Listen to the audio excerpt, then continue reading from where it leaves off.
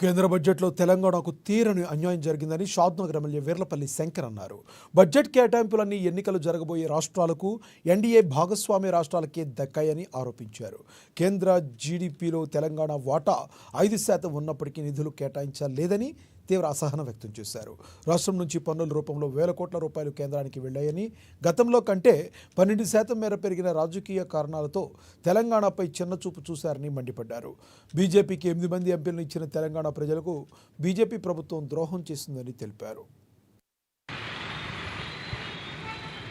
ఈ బడ్జెట్ మనం ఏదైతే తెలంగాణ విడిపోతున్నప్పుడు మనం చేసుకున్న ఒప్పందాలు కూడా మనకు రావాల్సిన వాటాలను కూడా విస్మరించడం జరిగింది.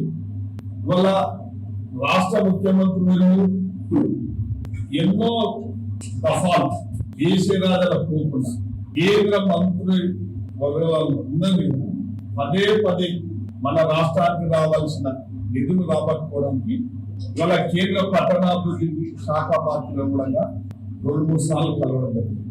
తెలంగాణ రాష్ట్రం నుంచి ప్రాతినిధ్యం వహిస్తున్నటువంటి గౌరవ కేంద్ర మంత్రులు, ఇక్కడ ఉన్న ఎంపీలు మాత్రం ఈ తెలంగాణ రాష్ట్రం అభివృద్ధి కావాలనుకుంటే, ప్రజలకు న్యాయం జరగాలనుకుంటే ఖచ్చితంగా పోరాటం చేయాల్సింది. ఇలా కాంగ్రెస్ పార్టీలో ఏదైనా నిర్లక్ష్యానికి గురైతే చూస్తా ఉన్నారు.